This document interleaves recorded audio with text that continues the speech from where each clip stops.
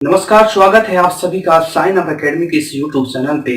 मैं मृत्युंजय आप सभी बच्चों के लिए लेकर आ रहा हूं अंग्रेजी के बेसिक ग्रामर, जो आपके अंग्रेजी के बेसिक ग्रामर की प्रॉब्लम को खत्म कर देगी। कहते हैं कि किसी भी भाषा का अगर कोई रीढ़ की हड्डी होती है तो उस भाषा का ग्रामर होता है। इसलिए आपकी टेंशन खत्म हो गई। मैं आप लोगों के लिए अब अंग्रेजी ग्रामर का एक ऐसा सीरीज लेके आ रहा हूँ जहाँ एकदम बेसिक लेवल से स्टार्ट करेंगे। एकदम बेसिक लेवल से स्टार्ट होगा, धीरे धीरे एक सिस्टमेटिक तरीके से एडवांस लेवल पर ले जाएंगे। और आप सभी लोग जानते हैं कि देश में लॉकडाउन की स्थिति बनी हुई है और सारे लोग अपने अपने घर पे रह के इस वीडियो सीरीज के माध्यम से, इस वीडियो लेक्चर के माध्यम से आप सभी लोग अपने बेसिक ग्रामर को मजबूत कर कंपटीशन लेवल के लिए, एडवांस ग्रामर के लिए तैयार कर सकते हैं। तो आइए मैं क्लास को स्टार्ट करने जा रहा हूँ।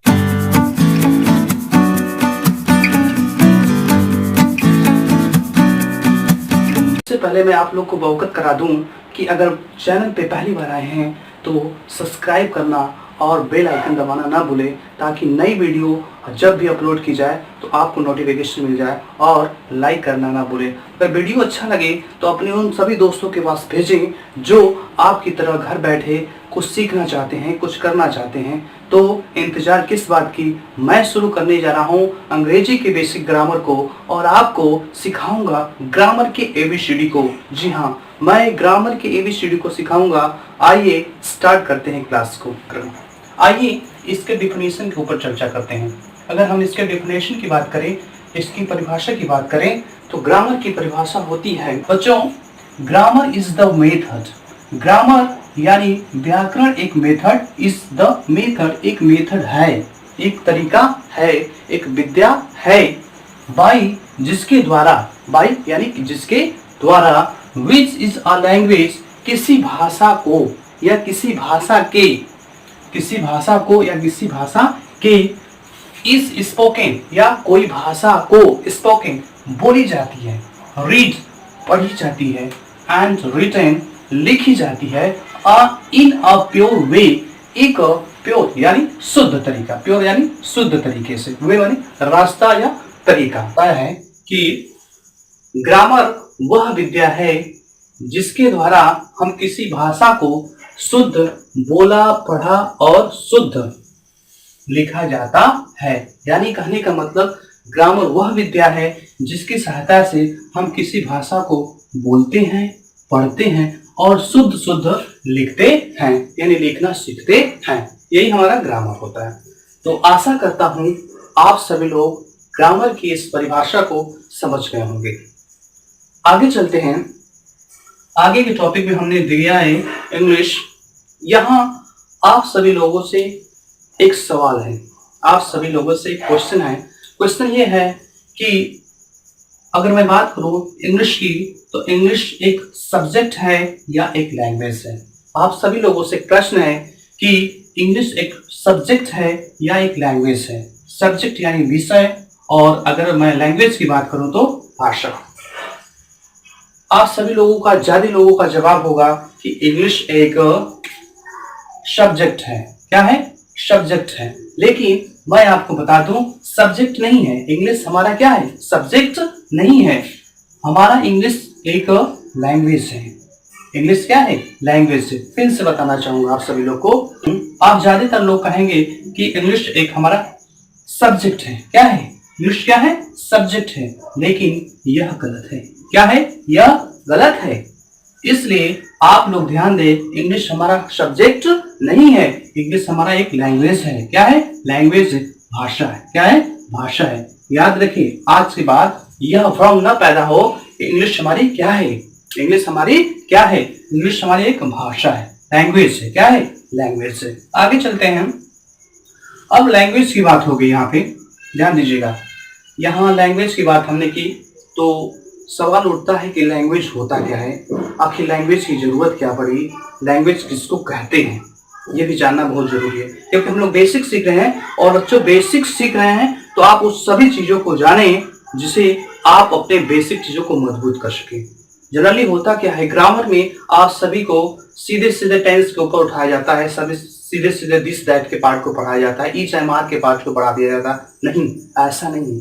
जब तक किसी व्यक्ति की रीढ़ की हड्डी, कहते हैं ना रीढ़ की हड्डी, यानी ग्रामर जो है यह हमारे इंग्लिश लैंग्वेज की, मैं इंग्लिश लैंग्वेज ही नहीं कहूंगा, ग्रामर किसी भी लैंग्वेज की, यानी व्याकरण किसी भी लैंग्वेज की रीढ़ की हड्डी होती है। क्या होती है? रीढ़ की हड्डी।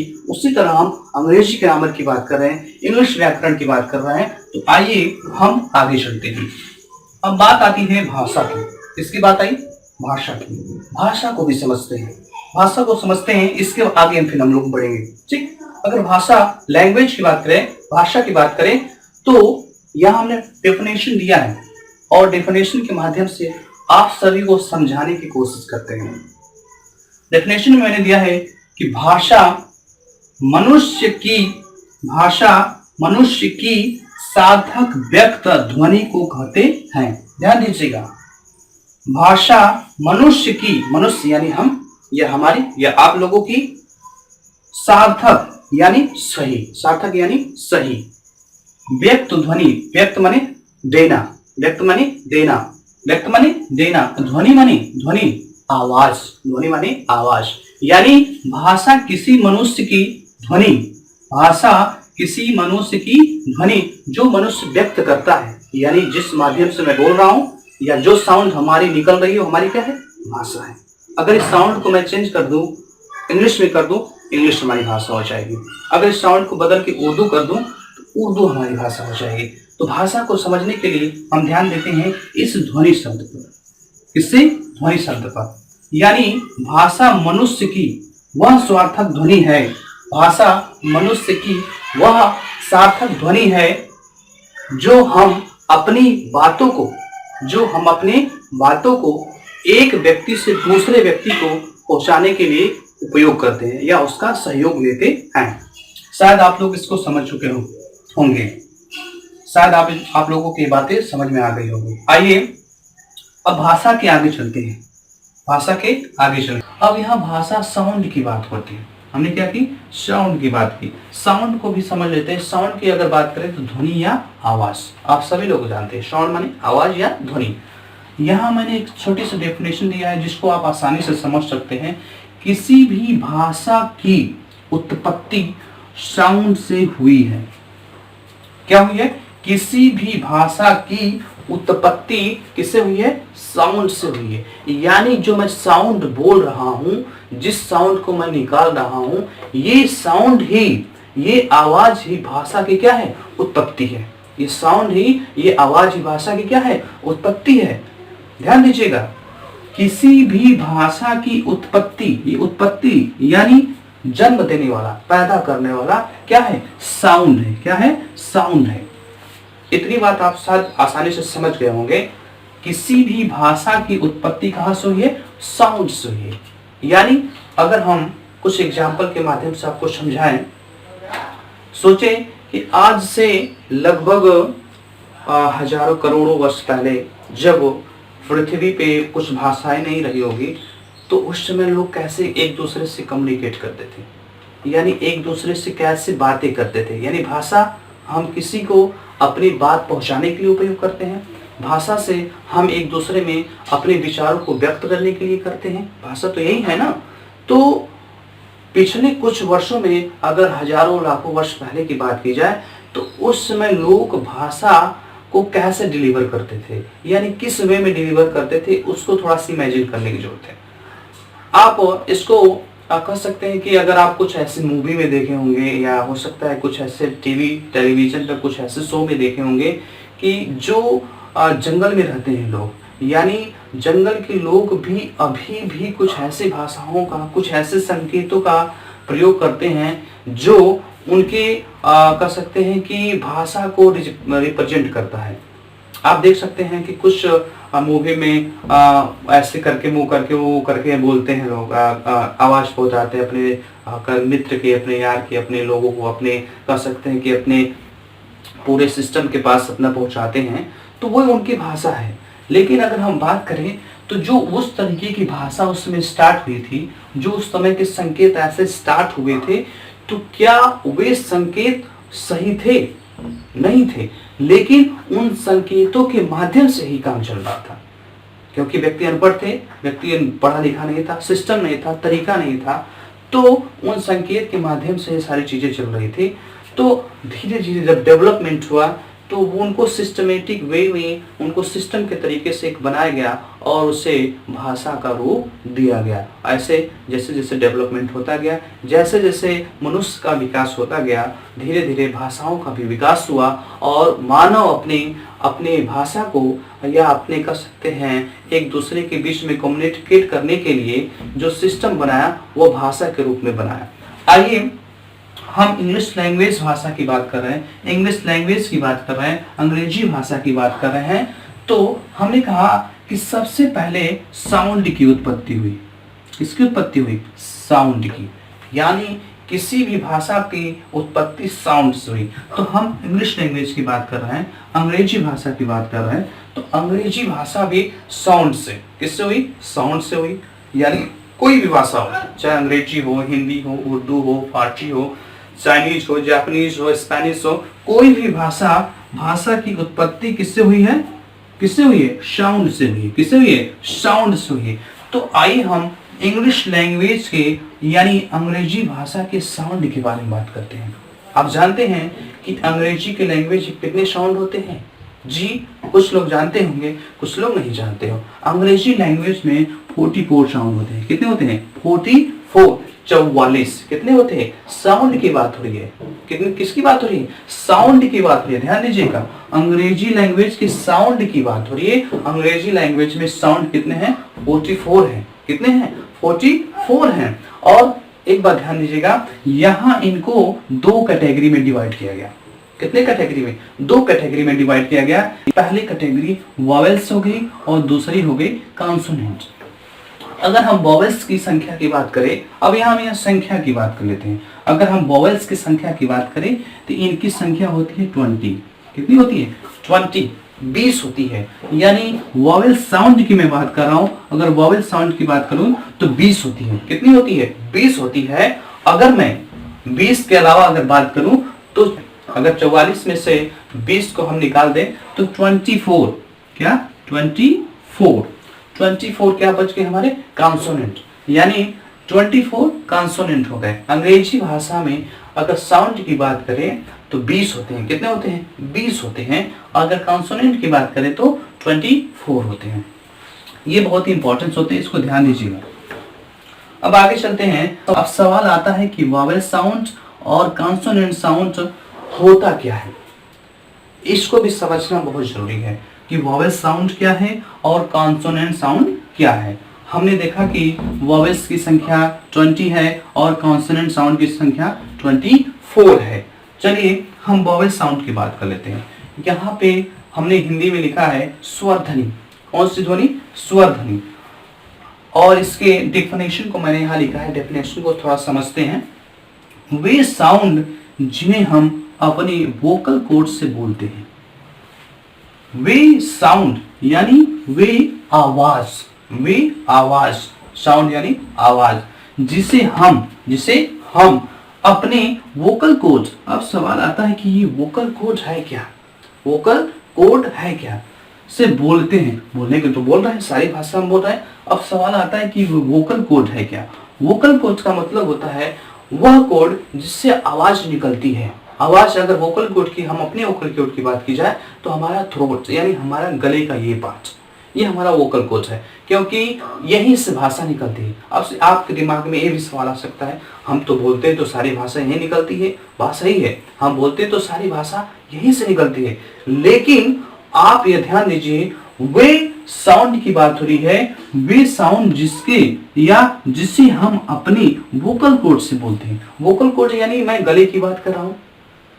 आप देखेंगे कि जब आप स्वर की बात करेंगे, स्वर आगे हम सीखेंगे, तो अगर हम यहाँ पे कह सकते हैं कि अगर हम जब वॉवेल और स्वर की बात करेंगे, जब हम लेटर्स की बात करेंगे, तो वो बात आप समझ जाएंगे कि नहीं वोकल कोड होता क्या है और कैसे वहां से आ रही है।